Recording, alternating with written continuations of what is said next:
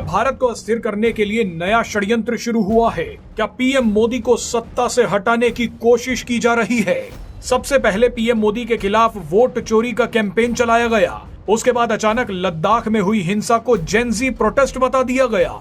Social media पर सोनम वांगचुक नाम के एक तथाकथित एनवायरमेंटलिस्ट ने जेनजी को भड़काने के लिए बयान देने शुरू कर दिए। इसी बीच देश में कई लोगों ने अचानक आई लव मोहम्मद बोलना शुरू कर दिया। अब आप ही बताइए कि क्या ये महज इत्तेफाक है या कोई बड़ा षड्यंत्र?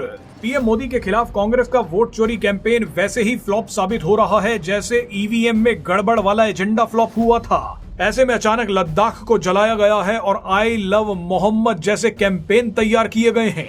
पहले जल्दी से लद्दाख के बारे में बात कर लेते हैं, उसके बाद आई लव मोहम्मद पर आते हैं। लद्दाख एक ऐसा इलाका है जिसके एक तरफ पाकिस्तान है तो दूसरी तरफ चीन, दोनों ही न्यूक्लियर स्टेट हैं। ऐसे संवेदनशील इलाके में अराजकता फैलाना और दंगे करना खतरनाक साबित हो सकता है। लद्दाख को एक अलग राज्य का दर्जा दिलवाने के लिए एक तथाकथित एनवायरमेंटलिस्ट सोनम वांगचुक काफी सालों से लगे हुए हैं। सोनम वांगचुक और उनके साथी चाहते हैं कि लद्दाख जैसा रणनीतिक और सेंसिटिव इलाका केंद्र सरकार के हाथ से निकलकर राज्य सरकार के हाथ में आ जाए। यहाँ राज्य सरकार का राज हो ताकि लद्दाख में अमेरिका और चीन का षड्यंत्र कामयाब हो जाए। मीडिया रिपोर्ट्स के मुताबिक सोनम वांगचुक पिछले कई सालों से इस एजेंडे पर लगे हुए हैं। इस बार भी सोनम वांगचुक ने भूख हड़ताल के नाम पर लद्दाख के लोगों को भड़काना शुरू कर दिया। उन्होंने कहा कि हम तो राज्य का दर्जा हासिल करके रहेंगे। वो लगातार अपने बयानों से लद्दाख के लोगों को भड़काते रहे। लद्दाख की स्थिति हिंसा तक पहुंच गई और इस हिंसा को और भड़काने के लिए कांग्रेस के एक नेता का नाम भी आ गया। कई मीडिया रिपोर्ट्स में दावा किया जा रहा है कि लद्दाख में जो उत्पात मचाया गया उसके पीछे कांग्रेस के काउंसलर का हाथ है। बीजेपी सांसद संबित पात्रा ने कहा कि लद्दाख के विरोध को जानबूझकर जेनजी का नाम दिया जा रहा है, लेकिन हिंसा को भड़काने वाली कांग्रेस है।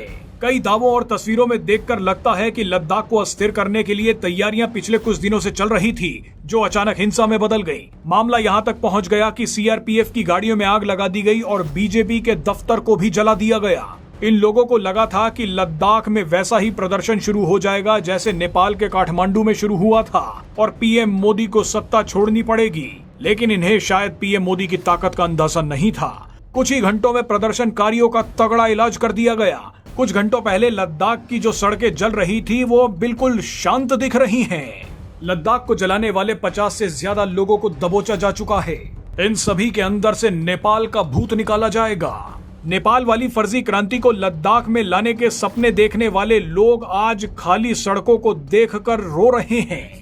आपको बता दें कि भारत का जेनजी इतना बेवकूफ नहीं है और ना ही पीएम मोदी इतने कमजोर कि उन्हें षड्यंत्र के तहत हटाया जा सके। सरकार ने साफ साफ कह दिया है कि इन दंगों को भड़काने के पीछे सोनम वांगचुक हैं, उन पर एक्शन होगा। सोनम वांगचुक अगर पकड़े गए तो ये भी पता लगेगा कि उनके अमेरिका, चीन और पाकिस्तान से क्या संबंध है, क्योंकि मीडिया रिपोर्ट्स के मुताबिक कुछ दिन पहले वो पाकिस्तान होकर आए हैं। बहरहाल लद्दाख के प्रोटेस्ट को जेनजी का प्रोटेस्ट बताने वाले आज मातम मना रहे हैं। चलिए अब आते हैं एक और नए कैंपेन पर। इस कैंपेन में लोग बढ़ चढ़कर बोल रहे हैं कि आई लव मोहम्मद के पोस्टर लगाए जा रहे हैं।